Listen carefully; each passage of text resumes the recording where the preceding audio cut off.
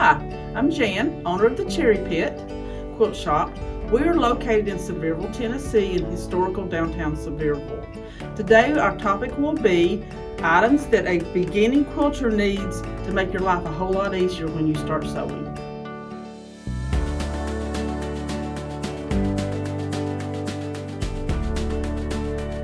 So, the first item that all quilters really like to use is called a rotary cutter. They come basically in 2 or 3 different sizes. This is called a 60 millimeter. This is a 45 millimeter. The 45 that we have is $32.50. Not sure the price of the 60, but they vary in price.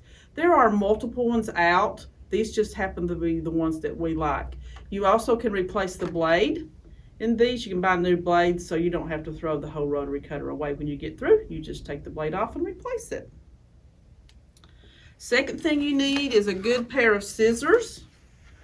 They vary. There are arthritic scissors out there, and then there's scissors like these. It just becomes a personal choice of what kind of scissors that you like to have, so you would need a good pair of scissors to use. The next thing you need is some good pins. Most important for a quilter is that the pins are either flat head, so when you're ironing, the balls of the pins don't get in the way, or these are heat resistant pins. And a lot of quilters are beginning to use these because when the iron touches it doesn't mess up the head of the pin. But make sure you get long pins, make sure that they are good and sharp, because you don't want to puncture your fabric when you're going through pinning your items together. The next thing you need, which all quilters absolutely love, is a seam ripper. This is one of those items that you need when you know you've actually sewn up something incorrectly and it has to come apart. Good seam rippers are important. This one is we have in the shop is $4.50. We like this one because it seems to have a really good sharp point on it. So that's your seam ripper. You also need marking pins of some kind. This is a water soluble pen, but before you use it on any fabric, you need to test it on a corner to make sure that it will disappear with water.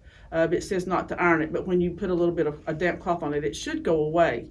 Another one is a fabric pencil. A lot of people like these because it's a lead pencil and it comes with different colors lead that you can buy. Again, you need to test it on your fabric before you try it to make sure that a damp cloth does remove the marking from your pencil. That just becomes a personal choice, water soluble or the pencil.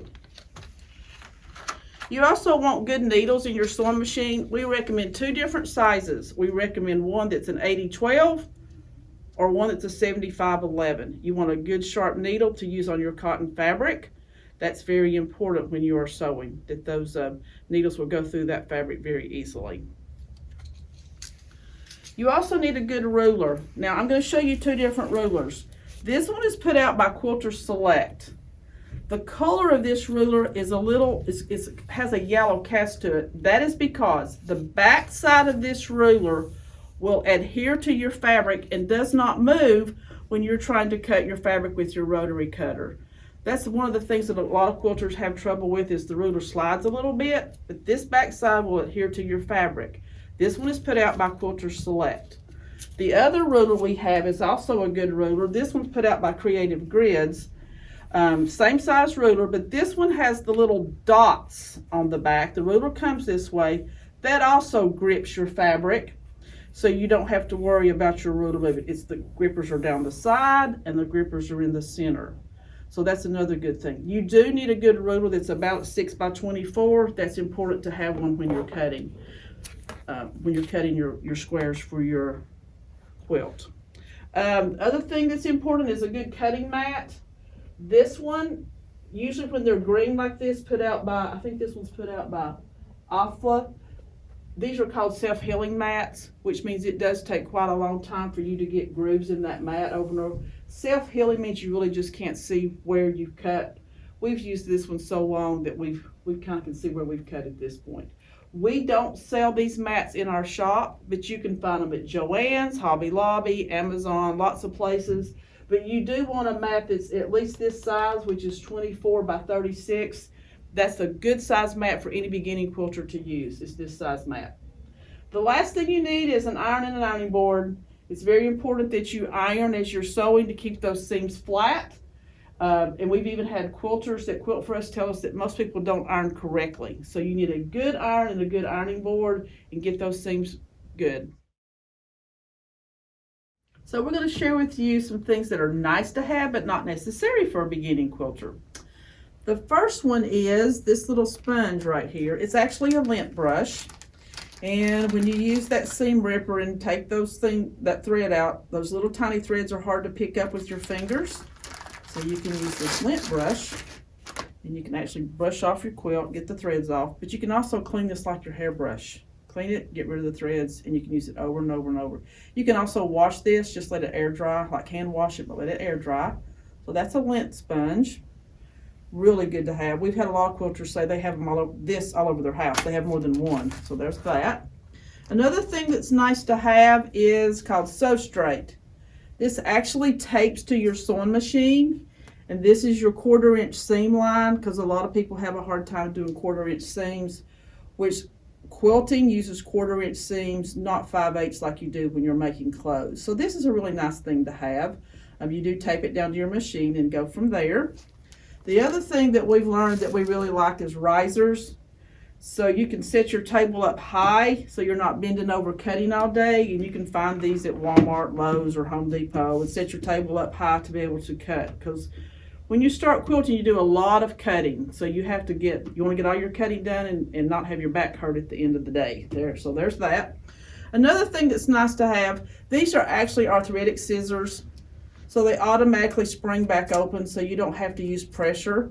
A lot of us like these. You can get these at a lot of places where sewing supplies are sold, but we like these really well. They lock closed, and you can unlock them and they'll pop open.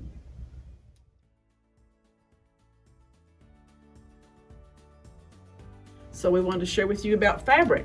So in a quilt shop, you do purchase fabric that is 100% cotton, a good quality fabric. Fabric can range anywhere from $11, $12. We also have wide backing, which is 108 wide, which is about $16, $17 a yard.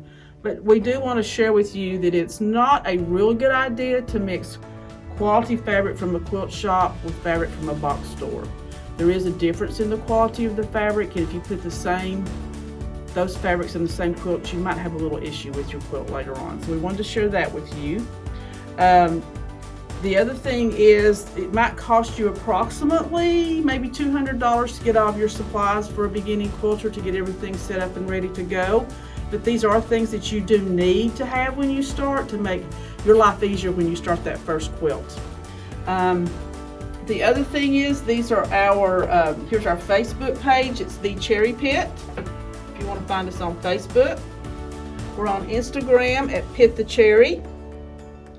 And then we have our website, which is cherrypitquiltshop.com, and we will tell you that most of the fabric in the shop is located on our website. So we would love to have you come visit us at the Cherry Pit here in Sevierville, Tennessee.